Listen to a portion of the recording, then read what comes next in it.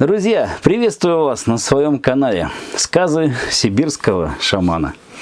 Это небольшое видео я вам сниму, чтобы сказать, без чего вот не может родиться белый шаман. Но, может быть, вы смотрели мои видео и уже для себя поняли, что белый шаман – это совершенно другое существо, чем вот современные шаманы. Это совсем другие посвящения, это совсем другое служение, это все абсолютно другое. Вот. И вот такая особенность, без чего не может родиться настоящий шаман, без чего не может родиться белый шаман. Белый шаман должен быть рожден от Небесной Матери. Вот есть два верховных божества в шаманском пантеоне и во всех, в общем-то, пантеонах. Я изучал разные культуры, разные народы, и пантеоны очень похожи. Такое ощущение, что это один и тот же пантеон, просто называется он по-разному божества. И вот есть Верховный Отец, есть Верховная Мать. Два верховных божества, которые определяют все. Вот. И белый шаман или белая шаманка Удаганка, она служит Верховному Отцу и Верховной Матери. Но вот есть аналогия такая, что наверху, то и внизу, что на небесах, то и на земле. В общем-то говоря, аналогии срабатывают, верно, и в земном порядке ты не можешь родиться без того, чтобы тебя кормила мать, да? Также и в небесном порядке. Ты не можешь родиться духом, ты не можешь стать действительно духовным человеком, если ты не рожден от Небесной Матери, если ты не вскормлен ее молоком. Молоко Небесной Матери, оно, конечно, в нашем современном миропорядке, оно проявляется как сакральная, мистическая субстанция. То есть это не значит, что вы там будете припадать к ее груди и пить молоко, как вы пьете молоко на земле. Но мистически, сакрально вы будете пить это молоко. И этого молока необходимо определенное количество выпить для того, чтобы стать настоящим шаманом, настоящим. Да не только шаманом, это, в общем-то, универсальный такой момент для тех, кто действительно желает проявить в себе божество. В чем особенность молока Небесной Матери? Молоко Небесной Матери, оно проявляет в человеке божество, проявляет в человеке божественное естество, скажем так. Вот. И когда человек пьет это мистическое сакральное молоко Небесной Матери, меняются его составы, меняются его частицы, субстанции, которые находятся в духовном, так сказать, хранилище, в духовном сердце, в духовных этих сотах. Помните, я вам говорил о ячеистой структуре духовного сердца. И это молоко, оно проявляет все, что там сложено божеством и Небесной Матерью. Белые шаманы и вообще люди, так сказать, люди, они были рождены, изначально их души были рождены от Небесной Матери и Небесного Отца. Они не были сотворены, творение это другой совершенно процесс. Они были именно рождены. А из чего они были рождены? Они были рождены из составов самого Верховного Отца и Верховной Матери. Золотого деда, золотой бабы. Поэтому вот, находясь на земле, любой человек, шаман тем более, чтобы проявить в себе вот это сокровище духа, он обязан определенное время питаться вот этим сакральным небесным молоком от сосцов Небесной Матери. Поэтому одно из проявлений Небесной Матери, она млекопитательница, она та, которая питает молоком. Она та, которая взращивает духовного младенца, питая его своим молоком. Если человек, тем более шаман, не пил молока Небесной Матери, в нем не может раскрыться полнота Духа, в нем не могут раскрыться те духовные сокровища, которые в него вложены при рождении от золотого деда до золотой бабы. И более того, он не может узнать золотого деда, верховного отца, великого белого отца. Он не может узнать. Так же, как в земном миропорядке мать ведет ребенка к отцу, также небесная мать ведет ребенка к небесному отцу, к золотому деду, к великому духу. Такая вот тайна. И если шаман, будучи скормленным этим молоком, в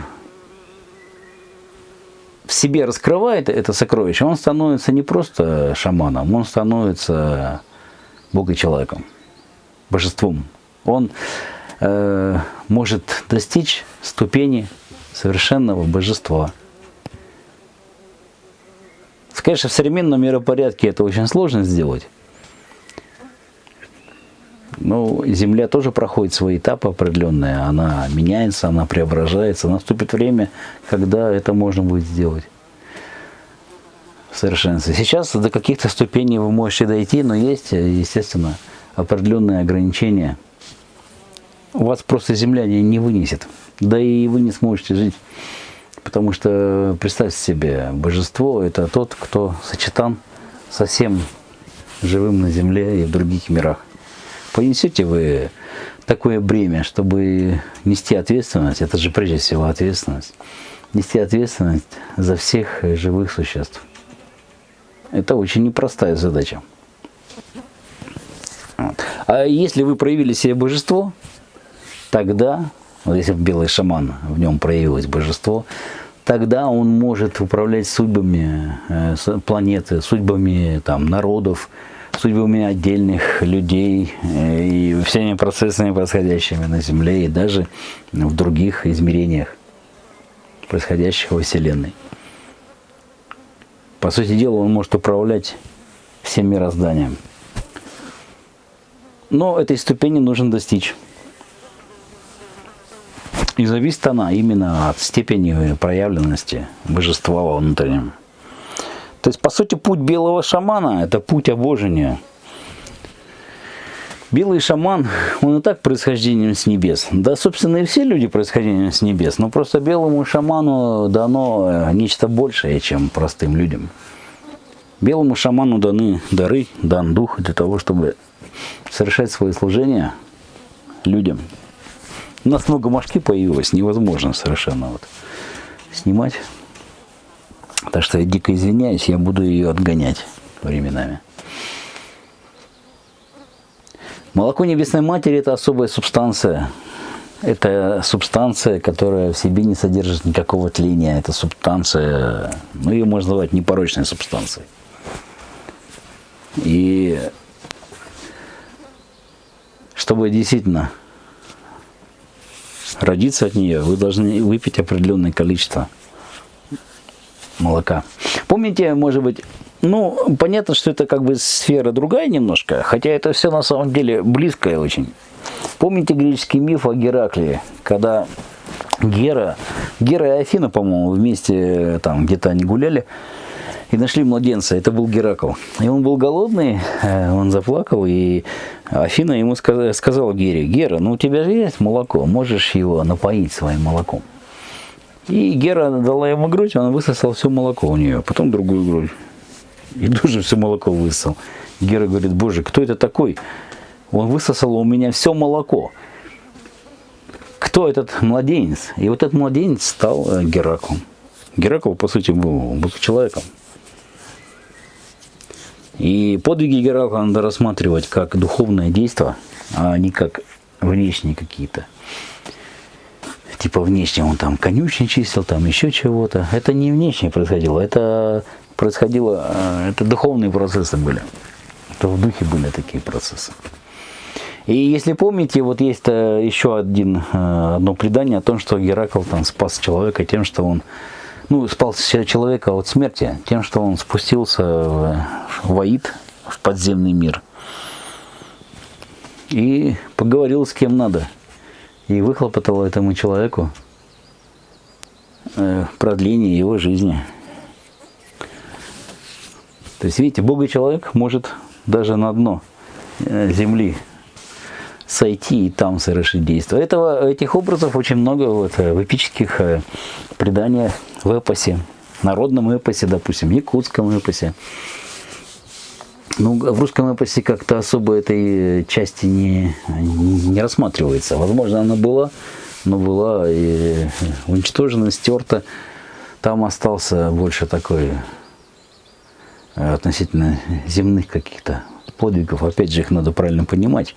Ключик должен быть золотой, чтобы понимать эпос, героический эпос. Героический эпос, на мой взгляд, он давал очень большое преимущество человеку, он воспитывал его героем. Нужны героические личности, нужны герои, нужны богочеловеки, проявленные божества. Тогда мир преобразится, и в нем не будет зла такого. Вообще зла не будет. Зло просто улетучится однажды. Вот. Поэтому просите, кто хочет раскрыть в себе сокровища духа, кто хочет раскрыть в себе духовные дары, кто хочет узнать Небесного Отца, да и Небесную Мать поближе, просите, чтобы она вас напоила своим нетленным молоком от своих нетленных сакральных сосцов. Просите млекопитательницу. Тогда в вас проявятся те божественные дары, которые изначально заложены в вас. Ну, если вы, конечно, происхождением от золотого деда и золотой бабы, потому что на Земле много разных существ в человеческом обличии.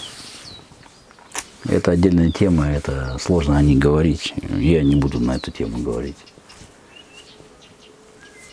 Сейчас тема этого видео питание от сосцов Небесной Матери. Это условие необходимое для того, чтобы действительно родился белый шаман.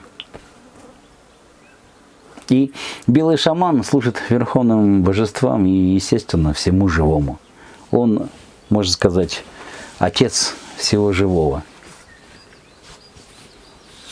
Отец в духе. То есть он несет ответственность за всех, он участвует в жизни каждого живого существа своей солнечной медитацией, своей солнечной молитвой, своим солнечным созерцанием, своим солнечным жезлом. Естественно, белому шаману дан жезл управлять процессами. Если этого нету, то это так, подражание. Это копия, жалкая, бледная копия от оригинала. Чтобы проявился оригинал, вот что нужно. Молоко Небесной Матери. Благодарю вас, друзья, за внимание. Пишите вопросы, если они возникают. Пишите комментарии. До встречи на канале.